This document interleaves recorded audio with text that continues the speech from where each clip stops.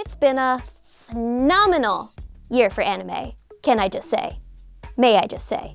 I can speak English. Between Demon Slayer, Vinland Saga, and Attack on Titan getting good again. JoJo Part 5 is out now. My Hero Academia got real dark for a second. Even SAO had a comeback, I mean, who knew? Like, it's a lie, guys, but it's been amazing. Today, the whole Get in the Robot crew is gonna take a look back at our favorite anime of 2019. And bestow this beautiful, beautiful chemical golden cloud to one of them. And by the looks of it, maybe the worst one, actually, instead. And we're gonna bestow this, this stinky ass rock on the best anime of the year. No, don't tell it. Oh, it smells chemically. Yes, it's it does. really bad. Oh no. God. Smells like home. I just lost a few brain cells, so I'm sorry if, like, I can't talk well during this video. I can smell it. Ah. Oh, it's stinky.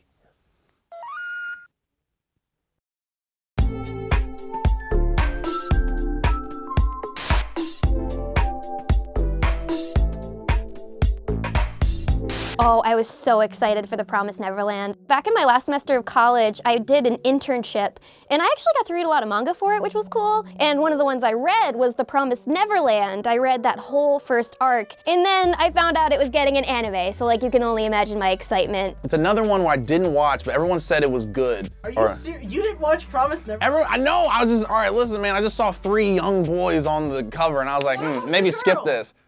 All right, dude, I don't know. That's how good this year was for anime. We had so many good shows to choose from, and like Promised Neverland is like on my list. I used to have an entire starter pack for my friends of which anime I would recommend to start with, no matter who you are, what part of your journey as a human you're in. And The Promised Neverland kind of took spot number 1 because I feel like it's one of the few anime that A, doesn't have too many tropes, so anybody who's never watched anime is going to immediately understand what's going on. The story's super easy to follow, super intriguing, and it has, to me, the most exquisite use of sound design for suspense that a thriller in anime has had in a very long time. So I was super excited about The Promised Neverland. I love all the main characters. Emma's like the best shonen hero ever. I can't wait for season 2 and that ending. I need to know what happened.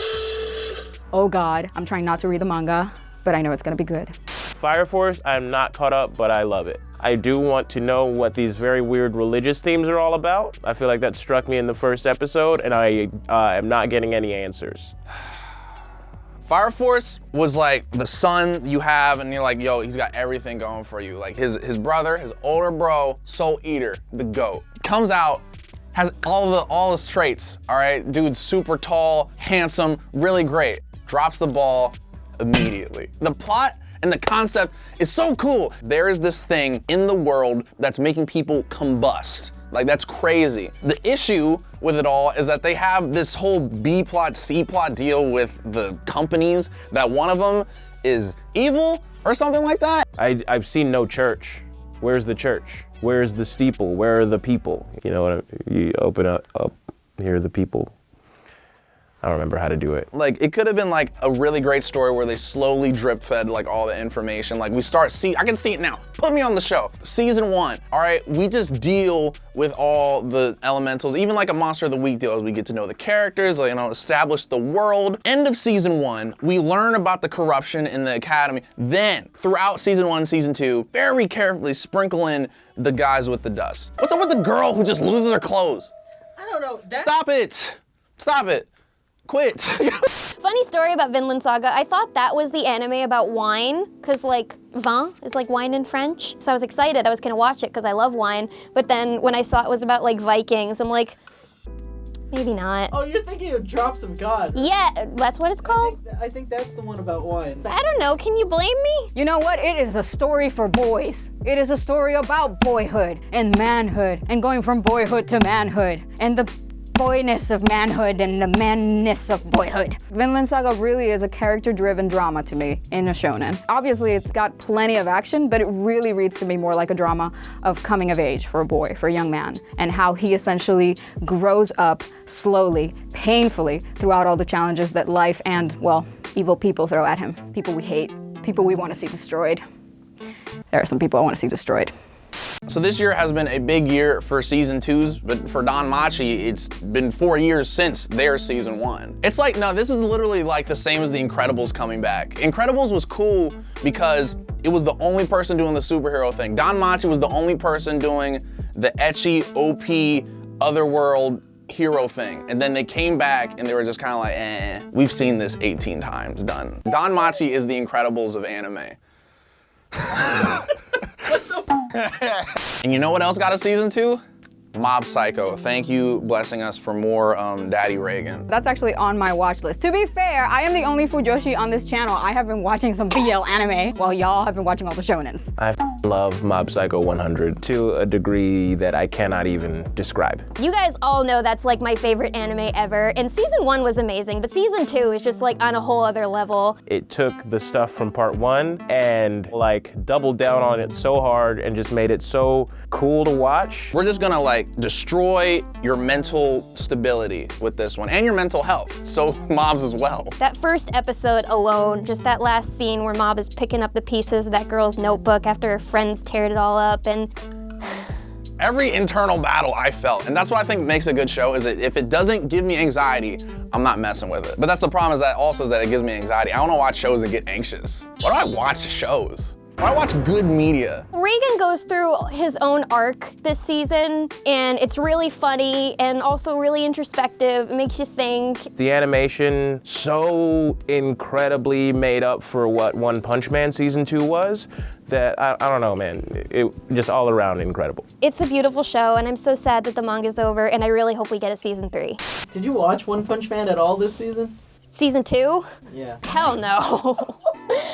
Better story than season 1. I've obviously done videos about how the animation took a dip, but you know what? It's a thing that I've come to accept. Good storytelling sometimes comes with bad everything else. How do you top One Punch Man season 1? Madhouse dropped everything into the pot. This one was just like, it's just overwhelmingly average. It's tough to compare that to what One Punch Man season 1 was. I want it to be good, and I feel like the manga is really well, but even from a storytelling perspective, I was just like, yeah, the characters are great, but I'm like, it's just not clicking like it was before, and I want to know more about Saitama. But it's hard to develop a character who can knock you out with like a finger flick, and that's it. Fruits Basket. Okay, so #1 shoujo of the year, thank you. Bye, that's all. Really? That's it? No. It's kind of a mixture between slice of life and fantasy drama. It's an anime about a young girl who meets a lot of members of the Chinese zodiac who all represent a different animal. This would be a remake of the original, and it is so much better, and it manages to capture all of the dynamic moments of the manga.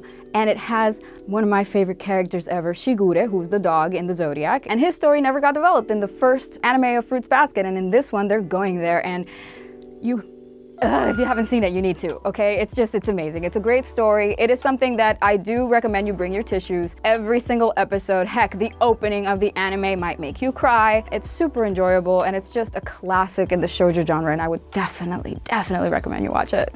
Well, let's do a complete 180. Okay. Let's talk about Domestic Girlfriend. Why? The problem is that it was good. I'm not like Kurt. I can't watch crap. Alright. I can't do it. Bro, don't flame me. It's actually solid. You know, doing anime covers, every season you're always looking at different shows and seeing which has like a really good opening or closing theme. I find there's a direct correlation between how good the opening song is and how perverted and depraved the show is. Did not watch. Have you seen it? Absolutely not. What, you mean the romance of the season? It's another one that I'm just like, I don't relate to. I was about to say I relate to. Like, I don't relate to like smashing my sister. Like, sorry. You know the concept behind it. There's a girlfriend who, unlike other girlfriends, is domestic. No, agent's like, keep it PG. No. They came out the gate swinging. First episode, bang this girl. Tell me like 5 anime where they canonically have done it during the show. There's only like 3 or 4 that I'm like that's. Adrian's like, I don't know. So that's already got me. And so they hit that episode 1, and then maybe like 5 minutes later, also, she's your sister. I'm like, oh no!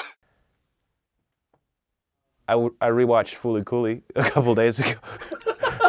Did that come out this year? I am trash. We know this. Well, I'm glad you admit it.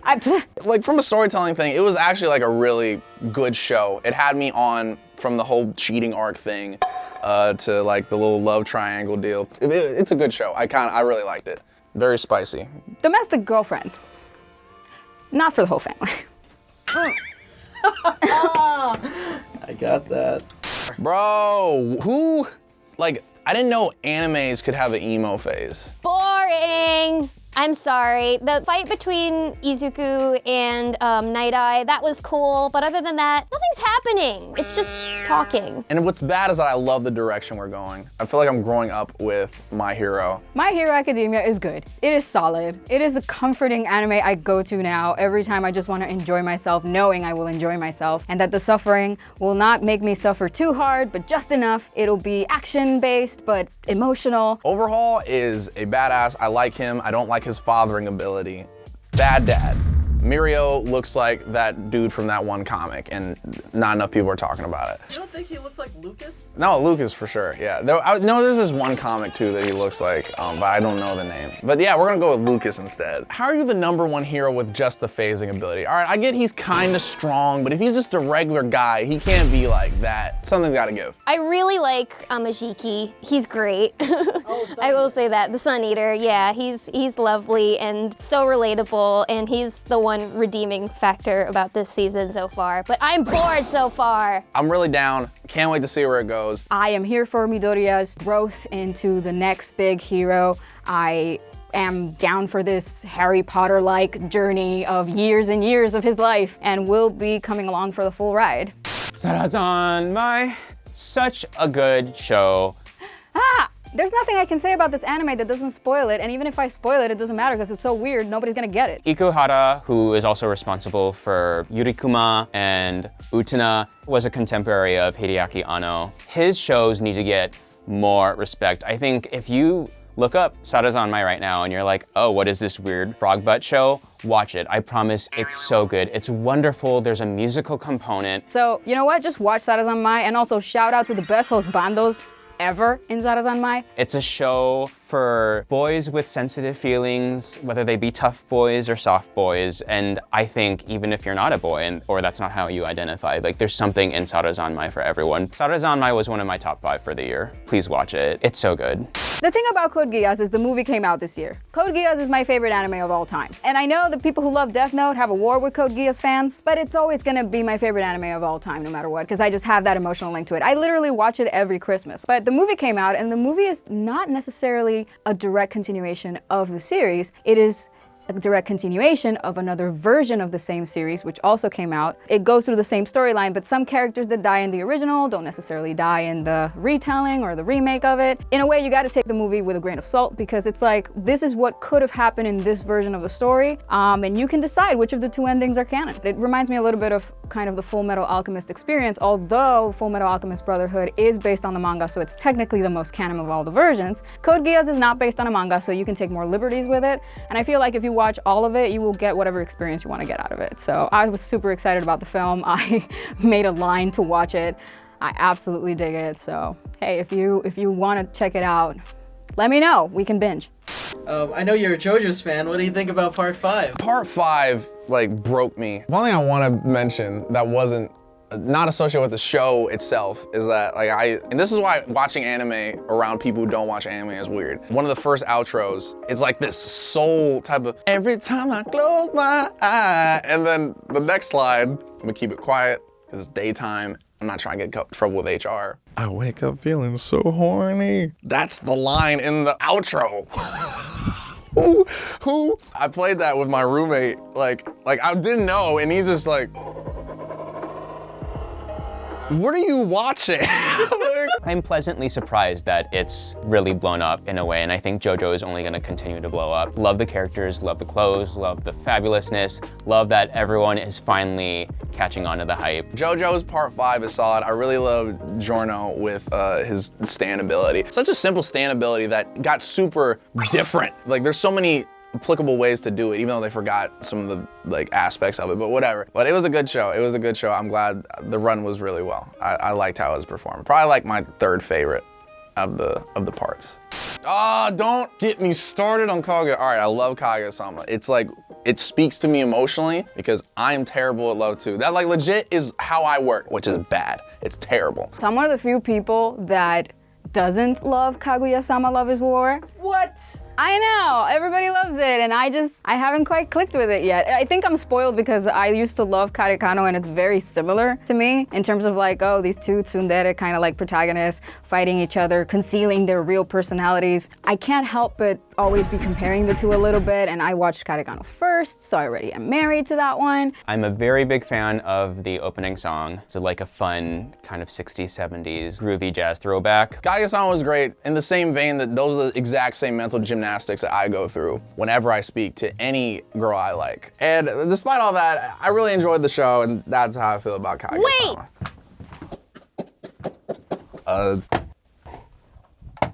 Okay. I have a few things to say about Kaguya-sama. Okay, thanks. I really liked Kaguya-sama. I don't like rom-coms. I hate them. I think they're stupid. I think right. love is stupid. I'm attacked right now. This is off to a terrible start. I really liked Kaguya-sama though. I call it like psychological warfare just because like the characters had such ridiculous ways of like trying to get the other one to admit their love for the other. I like how each situation got kind of like increasingly ridiculous, but my one problem was I hated the ending. It was right here. We're all waiting for like just like, even like a handhold or like something like One finger just like a little touch. this perfect. I'll be happy. Take it away. Take away my happiness. Well, they're prepping up for season 2. That's the thing, but like, you can't just tease us. The closest thing was when the guy, like, he was like, oh, when I was sleeping next to you when you were sick, I touched your lips with my finger. I'm like, boo! Come on. That doesn't count. In fact, that might be a little bit more weird than like Exactly, lovey-dovey. that is weird. It's So like, we're on the opposite direction, actually, with this whole thing. but I will say, Chika is like the best character in anime of all time, and I talked to you about this like months ago. I want to like do a video essay about why Chika is like the truest MVP in anime. Let me know in the comments if you want that. I'm also down. Team. I'm all right. Yeah, I'm joining on to her good idea. It's now our good idea. I had equal part in this. Give me all the love shows. Kaguya-sama, right behind it, quintessential quintuplets. Look, family love is important, especially in Christmas. Why anime? Why is there so much? Why is there always so much? So the whole Stop. concept Don't is- describe it to me. I really like the concept. Of course I would. That sounds bad. I like the concept of a guy getting to choose between 5 girls who are all the same. Like, how many ways can you pitch this dude wants to 5 girls?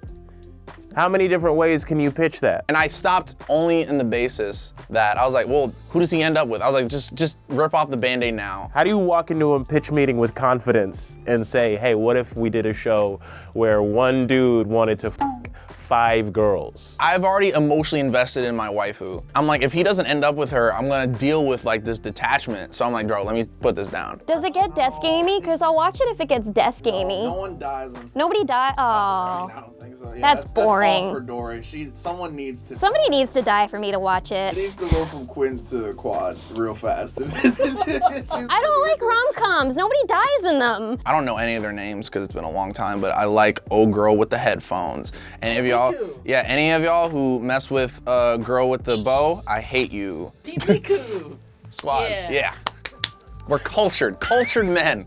Obviously on this channel, I started with Attack on Titan differences between the anime and the manga, so I've been keeping up with the manga. So I wasn't surprised with what was happening, but I do believe that it was beautifully animated, and I hope that everybody who might have given up on the series for a little bit is now coming back to it because it is getting really good. I don't want to spoil anything, but let's just say, ooh, like, come on, it's so good. I'm just excited it's back, okay? I basically spoiled myself for the whole thing because I work for this channel, so I basically know what's happening. But I'm on board for like the whole thing. I am on that hype train. Choo choo, Aaron. Yes, let's go. No Guns Life, in a packed season, I believe is a show that mostly flew under the radar. Fortunately, they did just announce that it's getting a second season. If you are a fan of that kind of noir feel of Cowboy Bebop, it's a lot like that, but with a lighter vibe. The art is great. It's got a protagonist who has a gun for a head. Awesome character design, nice world building. You should watch it. If you like detective and like noir type stuff, then go watch No Guns Life. So, like, nah, again, another show that I resonate with. Homeboy continues to get like rejected. Like, he literally is the supporting character in his anime. That one's the most like real life out of anything we've talked about ever. You thinking someone likes you and then they're like, dude. Why haven't we gotten more horror this year? Why is it all harem and romance? Like, He likes the girl. He's just kind of annoyed that his best friend keeps. yeah, just get an animal. Get a hobby. Did you watch the mommy isekai? Dude, I'm not watching no mom isekai. We just filmed a video about moms. I've had enough mom stuff. Can we get a clip? I got a text from my mom that said, I watched your latest video about your porn cartoons. I feel like these are all Kurt shows. So I did not. I'm sorry, Kurt. The one with the mom, Yeah. I mean, look, it's adorable. It's isekai. Shield Hero. All I have to say is Naofumi is daddy. As an actual daddy, as in, you guys know he raises a tiny chicken into a giant chicken that then turns into an angelic lolly that wants to mate with him for life. Anime. Cautious Hero. The hero is overly cautious. Disclaimer, a show that I worked on. What's interesting about Cautious Hero is it's from the perspective of the goddess who summons the hero. She purposely summons a hero from Japan because they're the ones who know about games and RPG elements, and she thinks it's gonna be great, but he just turns out to be very, very cautious. Like, if you're the type of person who's, whenever you play an RPG, you just are always leveling up, and before you even leave the first town, like, that's who she ends up summoning. I really like that isekai because, like, it's willing to poke fun at itself in a way a lot of other shows pretend to do, but don't really do successfully. And I think what's also refreshing is that the protagonist is the goddess, not the hero. After we published our video of anime in Latin America, Netflix suddenly added the original Saint Seiya to its lineup. So in the American version of Netflix, you don't get all the seasons, unfortunately, but you do get the original first few seasons. If you go to Latin America, if you happen to be vacationing there, Netflix Latin America does have all the seasons, plus the Hades chapter, plus the Gold Saints chapter, plus the films, all of it. It's delicious. Why am I talking about it like it's food? Dr. Stone, I watched up to episode 15 a couple nights ago, and that's partly because Hulu does not do the. So I fell asleep on like episode 5, and then I woke up 10 more episodes in. But so far it's great. It feels like Cells at Work to me, in the sense that like they're low-key trying to teach you. Dr. Stone's a little more subtle about it, I think. They don't do the weird asides where it's just like chalkboard telling you exactly what they're talking about. But he definitely does go into like details where I'm like, oh, that's real science, huh? I love Dr. Stone. I did a whole video about the inventions in the first season, which if you haven't seen, you should go watch it. So I'm assuming there's gonna be a card over there. Otherwise, I'm just gonna look like I'm pointing at this guy like a weird old man. Dr. Stone's so great because it's such a different concept for me, and it makes me feel smart as a dude who is like in his 5th year of college. I'm like, bro, watching this, I'm like, I'm an intellectual. Old dude is literally building civilization. Like, bro, I like dead ass, it's Civilization Revolution. And I love that game. It's just so cool to see them build things and then slowly develop the village nation. And I don't know, and Senku's the GOAT, bro. That dude is so smooth. Dr. Stone just has it for me. So I want to know like what the creators were like, what their background is in science, or if they just did a bunch of fucking research just to make this show. Either way, very impressive. Fights are dope. I don't know, it's a cool concept for a show. It's very fun. Right before recording this, the last episode comes out tomorrow. It still has time to break my heart. So I'm not saying that it's good yet. I'm not pulling another Darling in the Franxx where they're like gonna screw me right at the end. I learned. Dr. Stone's good. So, real question, are any of the other hosts fans of Food Wars, or is it just me? It's Food Wars, nothing's changed, especially the way they react when they eat. I've talked about Food Wars plenty. Okay, moving on. Look, Food Wars to me happens to have sort of the overpowered protagonist tension of Sword Art Online to a degree, but the action sequences have food in them. It's genius, okay? Nothing compares. Every single episode there is a delectable dish to be seen, observed, witnessed. Unfortunately not eaten by us. I just feel that it's a fresh spin on the whole battle anime concept, so I'm kind of really down for Food Wars, and every season, you know, brings its set of predictable kind of objectives, but it's still enjoyable to me, and the food is still pristine, beautiful, excellent. Bon appetit. Hensky stands for Kawaii kereba hentai demo suki ni natte kuremasu ka? Are you willing to fall in love with a pervert as long as she's a cutie? Another disclaimer, I worked on this show too. Harem shows are not typically my personal thing that I will go out and watch, but it's like American Pie, but with more pet play and like master sub type of stuff going on. And what I find really refreshing about it is that the girls really get to take agency of what they like to do. Oh, I didn't even tell you the like concept for the show. No, It's a Cinderella story. There's a guy and he has all of these friends and he gets a letter one day and it's an anonymous love confession and it comes with a pair of panties and he has to figure out like, who do these panties belong to? So if anyone is looking for a funny, refreshing new comedy, Hensky. And if you can, watch the dub, because, you know, I worked on it. Round and round the dancing laundry. Da, da, da, da, da, da, da, and Adrian's dancing, I don't know the words. Carol and Tuesday had a lot of hype in the beginning, and just because of like licensing brouhaha and whatever, largely flew under the radar. I think at the time of this taping, the second part is coming out tomorrow, dubbed on Netflix, in Japanese as well. You should watch it. It is one of the strongest opening episodes of any anime that I've seen. I knew I would love it the second I saw Tuesday writing in her little notebook about Cyndi Lauper. Just like, oh, they're making actual music references in this, like real ones, not just like ones they've made up. What was your favorite song in it, Adrian? According to Spotify's Wrapped 2019, one of my top songs is Move Mountains, even though I listened to that was good. That French song. Oh, I really love the ED. The pick me up and dancing. So many bops, so many. Whoa, Gravity Bounce, that one was really good. Beautiful characters and it's diverse and like even though it takes place in the future, it's so wonderfully grounded in the present and it's just so real. And if you're a creative person of any type, it portrays the struggle of what it's like to try and make art in the modern world. The girls' friendship was just so beautiful. I loved all the characters. I loved that there was gay stuff in it. The amount of hard work that had to have been put into this show, like it's so like evident when you watch it. I'm sorry, I'm so much better at talking when there's a script in front of me. If you haven't watched it, watch it. It's great and the music's great. Carol and Tuesday, I did start Carol and Tuesday. I'm not caught up by any stretch, and I don't even really remember the stuff that I did watch because it was so long ago. So do not quote me on any of that. Okay, Jacob, don't put that in. No, put it in.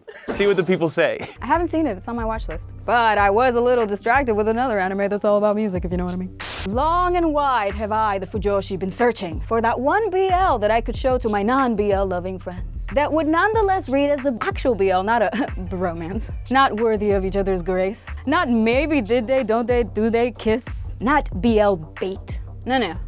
Straight up BL. Given was one of the sleeper hits of the summer with fans of Boys Love, but I think even people who aren't necessarily interested in that genre, there's something in it for them too. Given is a slice of life drama that, funny enough, is not about so much the BL aspects of it. It really is about one person's recovery from a tragic incident in his life and the way that music plays a part in that. Now, I'm a musician, so that kind of really leans in close to my heart. And I love J-Rock. So this particular anime kind of takes an amazing approach to the development of its own soundtrack because the band that you're following, because it's the journey of this one guy who joins this band, they are creating all the music in the anime itself. So the opening, the ending, it's made by their band. The music is amazing. The animation is amazing. The story, every episode is gripping, and the cliffhangers had me wanting to die per week. And then finally, an actual romance develops that is what it is. A romance. No censorship. Thanks. Even though the show itself is very slow-paced and there wasn't as much music as I would have liked in it, it was still a wonderful watch. If you are looking for a show that is cozy and intimate and is willing to take its time and has some great music and wonderful voice acting performances, then Given is your show to watch. So yeah, right up there with my top 3, 4 anime. Oh God, I have so many. How am I gonna choose? Do you know anything about Beastars? I've heard of it. Beef stars? Beast. Beef? You're saying beef? No, I'm saying Beast. No, all right, I'm willing to watch this simply because they have like wolf heads. I'm not a furry. Oh, Beastars, that's the one about the furries, right? It's B stars. Like B-E-E No. stars. Like Jerry Seinfeld in B stars. No. It looks kind of feel good. It's not? It's not. No. Is it violent? Yes. I've seen clips of it a lot, and I'm very interested to check it out. But it looks deep. My heart can't take too much deep. I barely made it through Mob Psycho. Alright. I would love to talk about Beastars, but we can't watch it legally in the States yet. I know some of you have managed to find a way around that. I am very excited to watch it whenever it comes out on Netflix. Oh, Agretsuko. Oh, this season was really good. I know you all love Haida, but I loved Tadano. They were really cute. He really cared about her. He was a little aloof and weird, but like, I don't know, I liked their relationship. I thought they were sweet, and you can compromise. Yeah, that's how. That's what a relationship's about. What are you doing? I have words. Hey, Kurt. Hey, Kurt. Hey, Kurt. This is our thing now. Hey, Kurt. Happy holidays.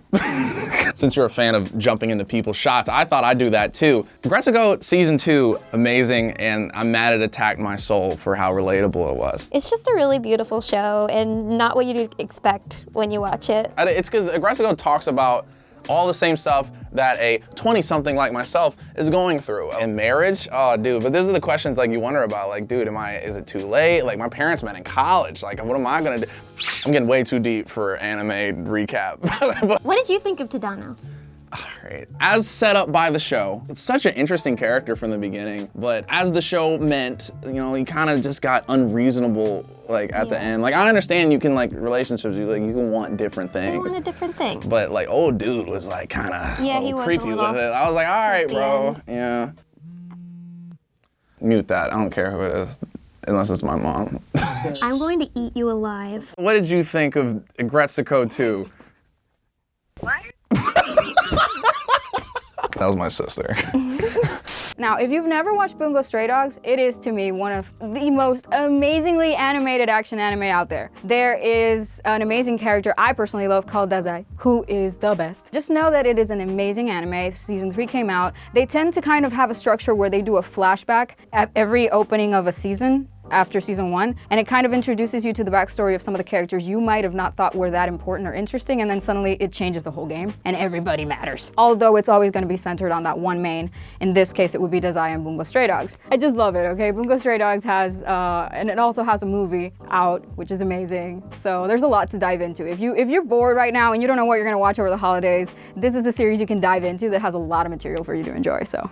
Cannon Busters is the most slept on show of 2019. If you're not sold on Cannon Busters, let me just say that much like Carole & Tuesday, Cannon Busters has an amazing, amazing first episode that will draw you in right away if you're feeling skeptical for any reason. It is one of the most melanated casts, both on screen and behind the microphone, that I've ever seen or heard in probably my entire adult anime watching life. If you're not into mecha shows, I feel like this is low-key kind of a mecha show in the shape of a car. And the opening, let me just say now, Cannon Busters, opening song of the year, fantastic music in the show throughout. Cannon Busters, top 3 shows of the year. What about Demon Slayer? Oh, you done f***ed up. Demon Slayer is my favorite anime of the entire year by a long shot. I don't think anything is even close. I love the friendships established. I love that brother and sister bond. Thanks. I really love this trend of like shonen protagonists having like a big heart and crying and being sensitive. It speaks to me, somebody who cries a lot, and showing that like you don't have to be this super rough and tough to like be cool and badass. It just appeals to me so strong. What I can tell you about Demon Slayer is if you've watched the first 3 episodes and if you're still not feeling it, just keep pushing through. And I know everyone says that about like every show. They're like, oh, watch the first 50 episodes, that's when it gets good. No, I promise you, like, just keep pushing through and you'll see what the hype is about. The hype is real. Nezuko, my precious child. The scene where she's like running from old girl, Tiny, I'm like, oh, my heart. I was like, protect. 2 C's. I really just love the theme of family and friendship that it brings up, and self-sacrifice, and kindness. There are these scenes where like you kind of look into Tenjiro's eyes and you feel safe. His love for Nezuko is just so pure. That's now one of the main ones that I show my friends first. I wouldn't necessarily show Demon Slayer as the first anime to someone who has never watched anime before. I do think that the lore goes deep into some concepts that are more based on Asian mythology than people who might be from the West would be so familiar with. I'm so excited for Mugen Train, Infinity Train, whatever you want to call it. I love the idea that we're about to get on the train arc, even though I got lightly spoiled and like some bad shit about to happen. So everyone prepare. I know something bad's happening because Adrian had to take a seat. Oh no, something bad's about to happen. I have a couple videos on it. My love for Demon Slayer is undying. And if you want to question me on that, you can question these hands.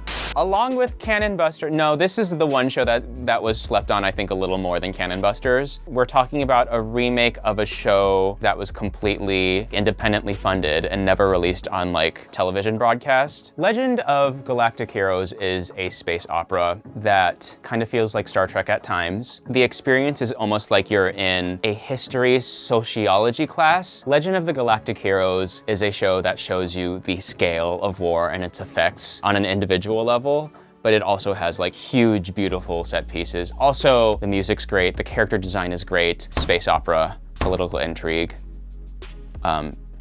space battleships. I know when the show first came out, some people complained about the fact that they did change up the characters to look a little more younger, a little more stylish and like fitting with modern times, but you have to remember that the original is from the 80s and they were kind of doing the same thing. Like no one's gonna wear a curly mullet nowadays. I was gonna say there's lots of great facial hair. So if you like good facial hair, then watch Legend of the Galactic Heroes.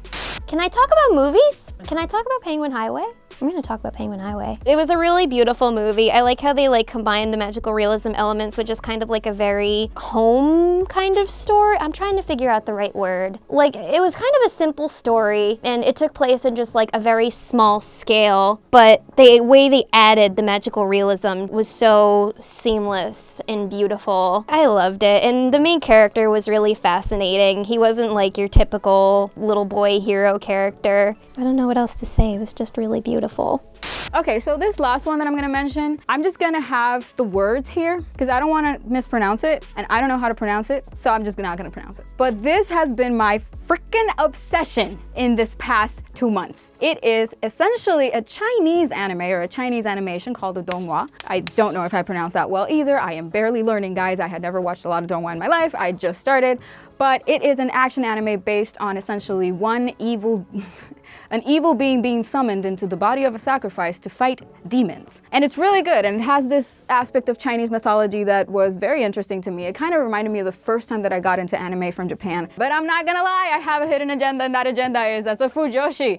This is the romance BL of the century. And I say the century, not the year, the century. Based on an amazing novel, it has a webcomic, it has a live action adaptation that I cried with so much, and I saw it for an entire weekend, and then I re-saw it again with my best friend, and then I re-saw it again with my roommate, all in the span of a week. I did not sleep. I am obsessed with this series. I have a lot to say about this series. It's amazing. So the entire time you were talking, I was looking up the first episode and it looks amazing. It is amazing. The action is unparalleled. The drama is top notch. Because it is based on a novel, the story is super tight. But I'm gonna say Game of Thrones, but with Harry Potter, but with like Chinese magic. I don't know, it's amazing. And BL.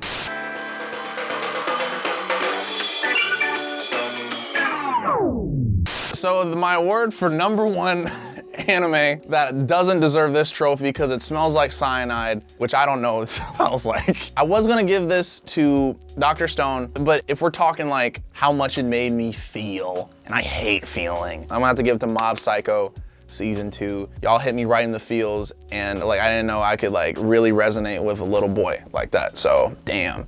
Whew. A beautiful, beautiful season that really pulled everything together. It was definitely my number one. So here you go, Mob. It is really smelly, bro.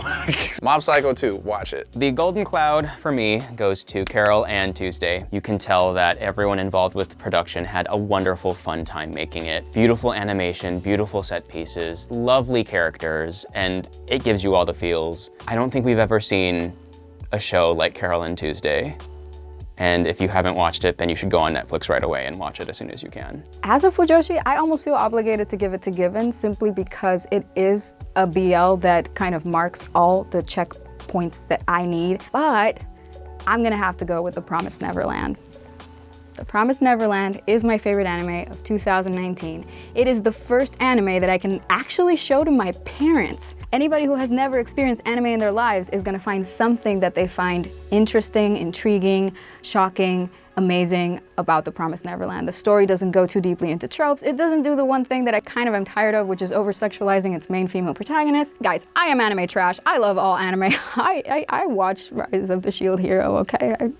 No shame. But The Promised Neverland is the anime for me. My favorite anime of the year, to which I will present this stinky cloud ball, is Demon Slayer, as predicted. Second goes to Mob Psycho for outstanding production in familial values and beautiful animation and sneeze.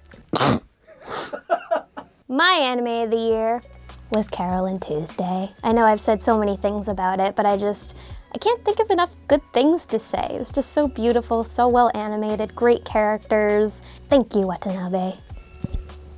Like my hat? With a brand new decade of anime around the corner, we're gonna have a lot to say here on Getting the Robot. I hope you all join us for it. So make sure to tune in the new year. Keep your thing tuned in to Getting the Robot all next year and up until 2030 when climate change will take us all.